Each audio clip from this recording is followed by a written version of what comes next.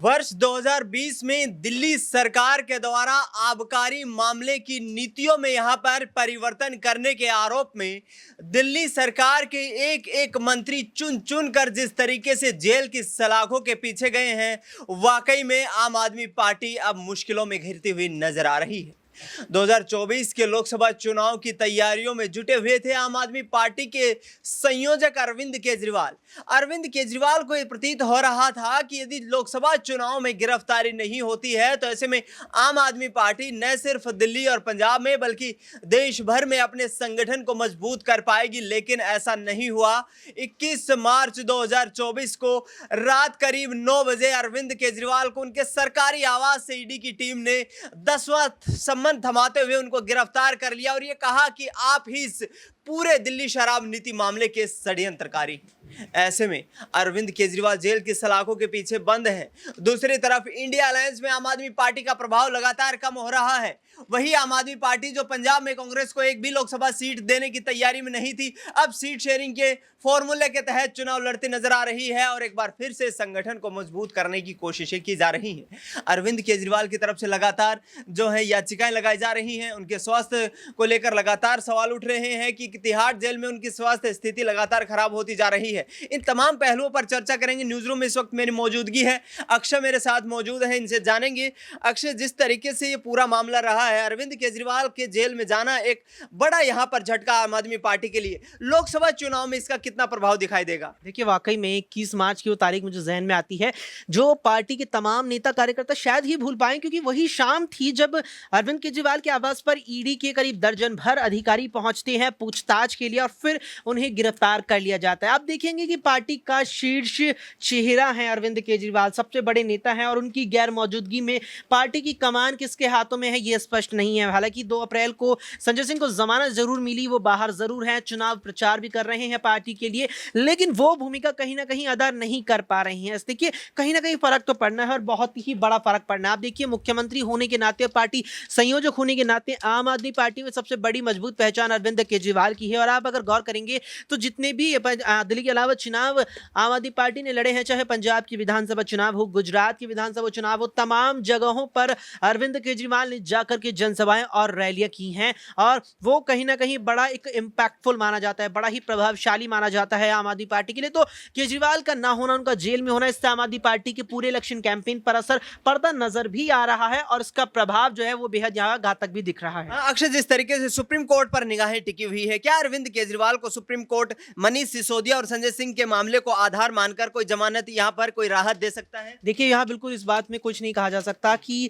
जमानत कब मिलेगी, किस आधार पर मिलेगी, लेकिन हाँ ये बात जरूर है कि संजय सिंह और मनीष सिसोदिया के मामले को पूरी तरीके से कोर्ट आधार नहीं बनाएगी, क्योंकि यहाँ एक चीज ये देखने वाली रहेगी कि प्रवर्तन निदेशालय की तरफ से पेश हो रहे सॉलिसिटर जनरल तुषार मेहता जो सबूत पेश करेंगे केजरीवाल के खिलाफ, वो कहीं ना कहीं सिसोदिया और संजय सिंह की तुलना में उन्हें ज्यादा इस मामले में लिप्त दिखाएंगे। क्योंकि अगर सबूत कुछ भी हद तक कच्चे यहाँ पर हुए, यहाँ पर पक्ष अगर कोर्ट के अंदर मुख्यमंत्री अरविंद केजरीवाल का मजबूत नजर आया तो निश्चित तौर पर जमानत मिलने में देरी भी शायद नहीं होगी। बिल्कुल, अरविंद केजरीवाल को जमानत मिलने में देरी नहीं होगी। सुप्रीम कोर्ट में लगातार याचिकाएं लगाई जा रही हैं। नाजमीन से अगला सवाल रहेगा। नाजमीन, जिस तरीके का ये पूरा माहौल दिखाई दे रहा है, आम आदमी पार्टी संजय सिंह के बाहर आने के बाद इस पूरे शराब नीति मामले में ईडी की कार्यवाही को एक षड्यंत्र बताती है। क्या ऐसा ही अरविंद केजरीवाल के मामले में होगा और क्या 6 महीने लंबा वक्त अरविंद केजरीवाल को गुजारना पड़ेगा? देखिए, अरविंद केजरीवाल के मामले में देखा जाए तो अब खुद सुप्रीम कोर्ट के जस्टिस अरविंद केजरीवाल की गिरफ्तारी का विरोध करते हुए नजर आ रहे हैं।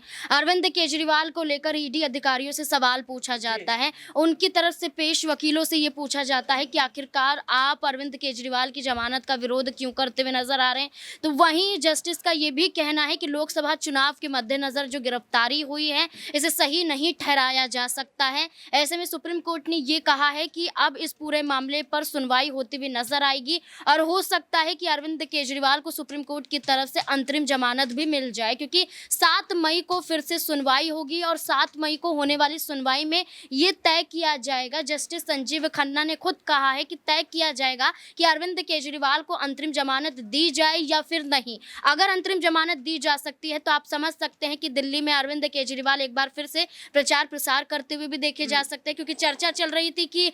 जेल में बंद नेताओं को स्टार प्रचारक के रूप में इस्तेमाल किया जा सकता है। हो सकता है कि संजय सिंह जैसे जमानत पर बाहर आए, वैसे ही अरविंद केजरीवाल भी अंतरिम जमानत पर बाहर आए। लेकिन अरविंद केजरीवाल की जो जमानत याचिका का विरोध ईडी अधिकारी करते हुए नजर आ रहे हैं। उनका साफ तौर पर यह कहना है कि सबूतों के साथ छेड़छाड़ हो सकती है। अरविंद केजरीवाल खुद शराब घोटाले के मास्टरमाइंड के रूप में कहे जाते हैं और आपको बता दें कि लंबे समय से अरविंद केजरीवाल को लेकर जो चर्चाएं चल रही थी कि कब जमानत मिलेगी, इस बीच में उनके स्वास्थ्य कारणों को लेकर भी हवाला दिया जाता है, शुगर लेवल की बात की जाती है, फिर सुनवाई में सामने आता है कि अरविंद केजरीवाल को शुगर है ही नहीं। तमाम चीजें यहाँ पर खुलती भी हैं और कई आरोप भी लगते हैं। लेकिन जैसा कि देखा जाए अगली सुनवाई में तय होता हुआ नजर आएगा कि दिल्ली के मुख्यमंत्री अरविंद केजरीवाल, जिसे जनता कहीं ना कहीं ईमानदार साबित करने में लगी हुई है, जिन्हें कहीं ना कहीं अरविंद केजरीवाल ये कहते हैं कि जनता का समर्थन है, अब देखना होगा कि अगली सुनवाई में क्या बाहर आ पाते हैं या फिर नहीं। बिल्कुल, अरविंद केजरीवाल पर आगामी वक्त में जो 7 मई को सुनवाई होनी है, उस वहां पर सुप्रीम कोर्ट क्या कोई बड़ा फैसला सुनाएगा, शालिनी से जानने की कोशिश करेंगे। शालिनी, जिस तरीके से संजय सिंह के द्वारा ये कहा गया है कि 6 महीने तक अरविंद केजरीवाल जेल में रहेंगे, ईडी के पास कुछ भी नहीं है पेश करने के लिए, ऐसे में जेल से बाहर आ जाएंगे, तो क्या अब वापस आकर के अरविंद केजरीवाल और अधिक कहीं ना कहीं राजनीतिक तौर पर मजबूत होते नजर आएंगे और बीजेपी के लिए मुश्किलें खड़ी करते नजर आएंगे? देखिए, जिस प्रकार से आपने बताया कि संजय सिंह का ये कहना है कि 6 महीने तक अरविंद केजरीवाल जेल में रहेंगे, तो ये तो सुप्रीम कोर्ट ही बता सकता है कि आखिरकार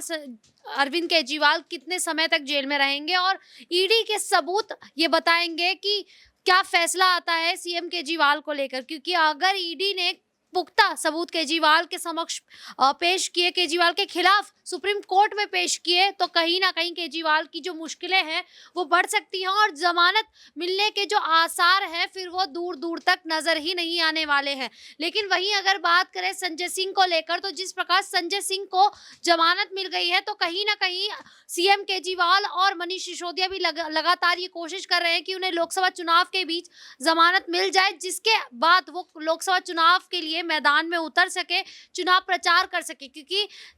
जिस प्रकार से सीएम केजरीवाल अभी जेल में बंद है, तो कहीं ना कहीं आम आदमी पार्टी जो है वो कहीं ना कहीं थोड़ी कमजोर होती नजर आ रही है। ऐसे में सीएम केजरीवाल का जेल से बाहर आना आम आदमी पार्टी के लिए बहुत ही ज्यादा महत्वपूर्ण माना जा रहा है। बिल्कुल, अरविंद केजरीवाल का जेल की सलाखों से बाहर आना आम आदमी पार्टी के लिए संजीवनी साबित हो सकता है, क्योंकि लोकसभा चुनाव में इस वक्त देखा जाए तो आम आदमी पार्टी कमजोर पड़ती हुई नजर आ रही है। दूसरी तरफ आम आदमी पार्टी के नेताओं की तरफ से साफ तौर पर यह कहा जा रहा है कि जिस तरीके से सुब्रत राय सहारा को कंपनी का मालिक होते हुए उनको एक दफ्तर बनाया गया था तिहाड़ जेल में, वो जिस वक्त बंद थे, वहीं अरविंद केजरीवाल को आखिरकार क्यों ऐसी सुविधाएं प्रोवाइड नहीं की जा सकती है, इस बात पर भी ताल ठोकते हुए नजर आ रहे हैं आम आदमी पार्टी के नेता कि अरविंद केजरीवाल जितने भी वक्त तक जेल में बंद रहेंगे, दिल्ली की सरकार जेल से ही चलती रहेगी। अब देखना यह होगा कि आखिरकार सुप्रीम कोर्ट का क्या इस पूरे मामले पर रुख रहता है और क्या अरविंद केजरीवाल जेल की सलाखों के पीछे 7 मई को बाहर आ पाते हैं। फिलहाल इस खबर में इतना ही। देश दुनिया की तमाम बड़ी खबरों के लिए आप देखते रहिए SPN 9 न्यूज।